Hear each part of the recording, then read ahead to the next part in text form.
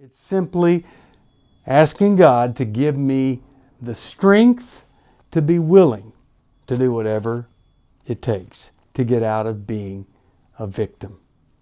When you're a victim, you get a lot of attention, but you don't get the life that Christ has designed for you. From New Life Ministries, this is Going Deeper with Stephen Arterburn. I'm Stephen Arterburn. And Going Deeper is all about taking the tough issues, the hard issues of life, looking a little bit deeper inside so that we can gain some insight into our lives.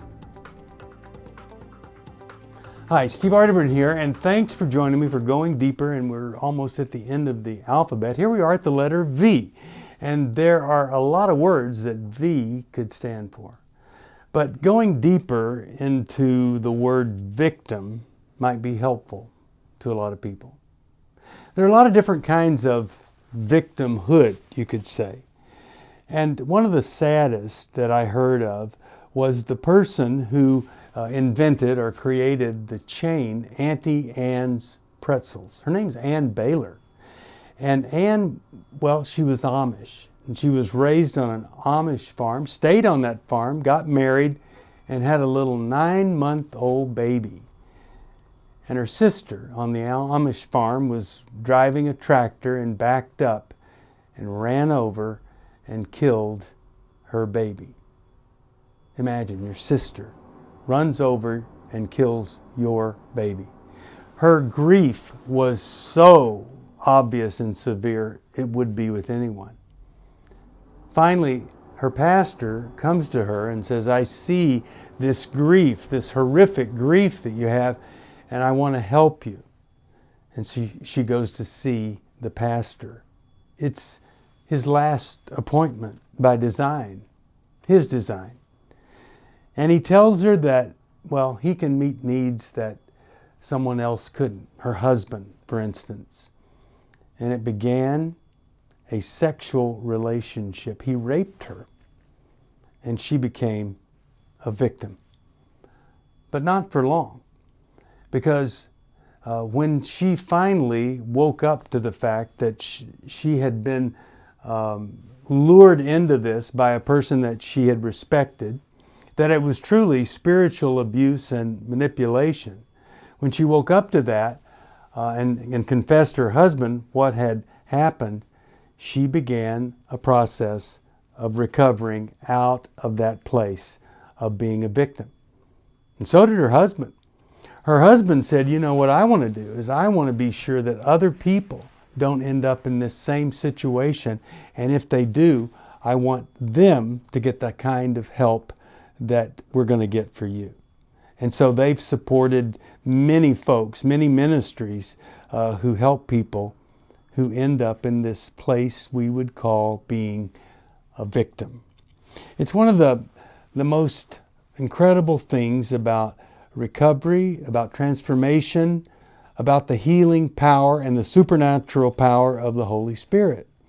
That we can become a victim and then decide that we're going to be a victim no more. You know, in that old story of the guy that had been sick and couldn't walk by the pool of Bethesda for 38 years. You know, you'd have to say he was a victim of this malady here. But Jesus comes along and asks him, do you want to be well? And when he expressed all these excuses, you know, finally Jesus heals him. A lot of times we end up a victim, and we are, and we find excuses to stay that way rather than sources to not stay that way. So you can either stick with your excuse or you can find a source. I was just meeting with a couple, and this man had been unfaithful to his wife. And this wife, she's in pretty bad shape. And I met with their daughter. And their daughter, you'd think, would say, oh my goodness, my father's so evil, he betrayed my mother. But she didn't say that at all. She said, I wish that you knew both sides of the story. Nothing justifies my father having an affair. But I got to tell you, my mother, she plays the victim. Well, you know, nobody really plays the victim because it's not play. It's a lot of work to stay the victim. So I went to the mother and I said, you know, I really think it would be helpful if both of you came to our marriage intensive. And she said, we've tried things, but we just don't think that would be good. I couldn't believe it. Then as I talked to her more, she says, well, our therapist said he should initiate this rather than me. What a perfect excuse. By the way, 20 years ago, we used to tell people, don't try to help somebody until they want to get help. But today, that really is not what we advise people at all. Get people help, whether they want it or not. In other words, let's say I was married to someone who was unfaithful. Now, I could say, I'm going to wait till they want to get help, and so they just sit around on the weekend and do nothing different. Or I could say, I don't care how you feel about this, but if you want to stay married to me, you go get some help from that workshop or whatever. And then the people at the workshop, it's their job to take whatever motive it was that brought them there to transform that into something that would be lasting and forever.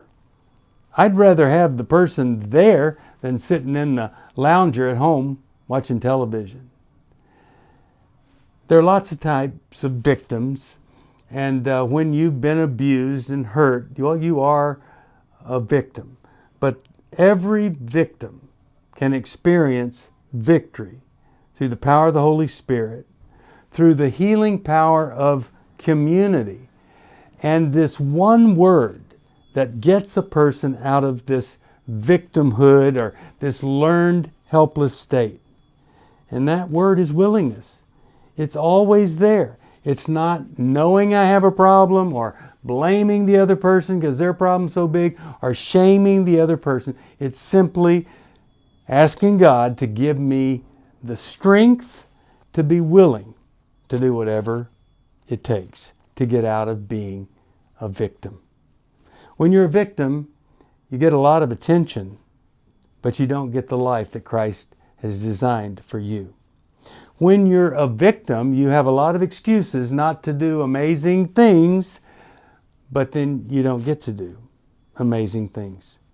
So if you have found yourself in the victim role, rather than be passive or make excuses or blame or shame someone else, maybe today is the day that you go deeper into your willingness to be transformed to a place of strength, wholeness, and victory.